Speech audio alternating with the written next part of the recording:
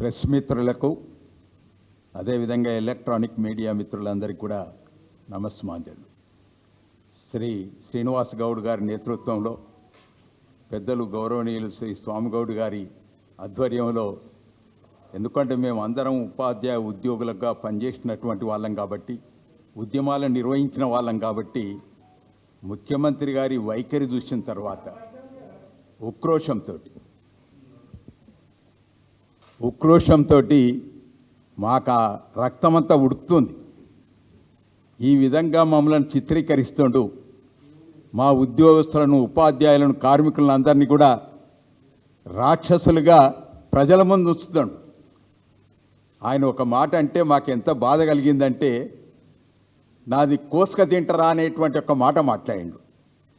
మనిషిని కోసుక తినేటువంటి వాళ్ళు రాక్షసత్వం కలిగినటువంటి వారు. అటువంటి వ్యక్తి ఆ విధంగా మాట్లాడిన తర్వాత మేము ప్రజల్లో ఉండేటువంటి వాళ్ళం, ప్రజలతోటి మమేకమయ్యేటువంటి వాళ్ళం.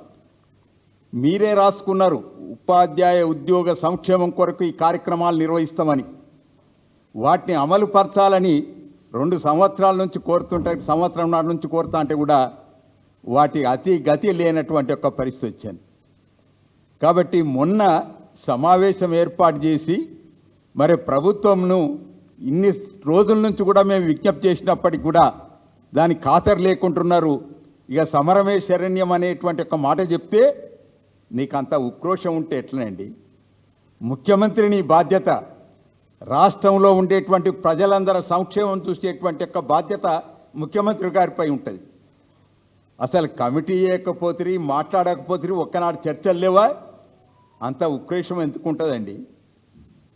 మాకుండేటువంటి ఆ ఉక్రోషం ఏది ఉంటుందో మాకుండాలి. సుమారు 10 నెలల నుంచి చూస్తున్నాం, పెన్షన్ డబ్బులు, పెన్షనర్ బెనిఫిట్స్ ఒక్కటి కూడా ఒక్క పైసా వస్తలేదు. ఎంతోమంది రిటైర్ అయిన తర్వాత పెళ్లి చేసుకునేటోళ్ళు ఉంటారు, ఇల్లు కట్టుకునేటోళ్ళు ఉంటారు, ఈఎంఐ కట్టేటోళ్ళు ఉంటారు. అవన్నీ కూడా క్లియర్ ఆఫ్ చేసుకుందామని అనుకుంటే ఇంతవరకు ఒక్క పైసా రాలే. కాబట్టి అందరు కూడా కింది జనమంతా కూడా నాయకులందరినీ నిలదీస్తాడు. అసలు ఏం చేస్తున్నారు మీరు? గతంలో వాళ్ళనే కాకుండా మమ్మల్ని కూడా నిలదీసేటువంటి ఒక రోజులు వచ్చినాయి. మమ్మల్ని అందరూ అడుగుతుండ్రు, మీరు గతంలో ఎన్నో ఉద్యమాలు చేసినారు, ఆ ఉద్యమాల ఫలితంగానే ఈ రోజు ఇంత ఈ రకంగా మాకు మంచి సుఖ సంతోషాలతో ఉంటున్నాం, కానీ మీరేం చేస్తున్నారు అనేటువంటి ఒక మాట వస్తుంది. అందుకొరకే ఈరోజు మా ఉద్యోగ ఉపాధ్యాయులను చైతన్యపరచడానికి, వారిని సరి అయినటువంటి ఒక మార్గంలో పెట్టడానికి ఈ ప్రెస్ కాన్ఫరెన్స్ పెట్టేటువంటి ఒక పరిస్థితి వచ్చింది. కాబట్టి ప్రజలారా, మీరు మేము వేరు కాదు. మీ సంక్షేమ కార్యక్రమాలని సక్రమంగా నిర్వహింపబడాలంటే మేమే మార్గదర్శకంగా ఉంటాంటాం.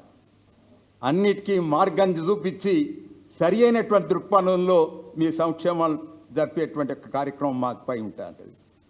కాబట్టి ముఖ్యమంత్రి అన్నట్టుగా ప్రజలు వేరు, మేము వేరు కాదు. 98% మందిని మీ 2% మంది నడుపుతారా అనేటువంటి ఒక మాట మాట్లాడిండు.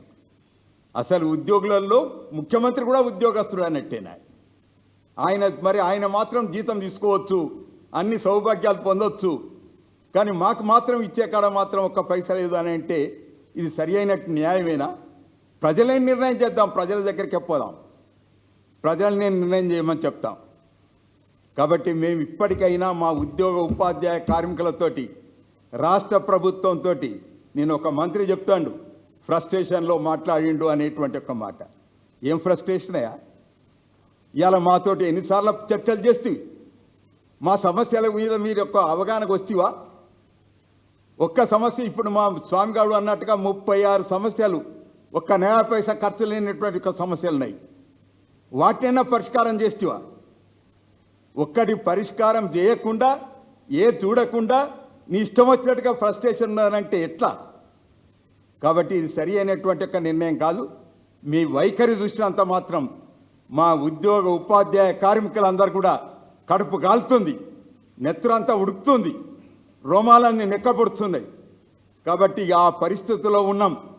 ఇక ఇది ఇంకా ఎక్కువ జాప్యం చేసినట్టయితే మాత్రం ఇక ఎవరు ఏం చేస్తారో అనేటువంటిది మాత్రం ప్రజలను కలుపుకొని మేము ఉద్యమం నిర్వహించేటువంటి ఒక పరిస్థితి వస్తుంది. ప్రజలతో చెప్పుకునేటువంటి పరిస్థితి వస్తుంది. కాబట్టి ప్రజలల్లో ఆ చైతన్యం తీసుకొచ్చేటట్టుగా కార్యాచరణ కార్యక్రమాన్ని రూపకల్పన చేయాలనేటువంటి ఆలోచన చేస్తున్నాం. ఆ రకంగా భవిష్యత్తులో ఉండేటువంటి ఒక అవకాశం ఉంటుందని కూడా మనం చేస్తున్నాం. Thank you.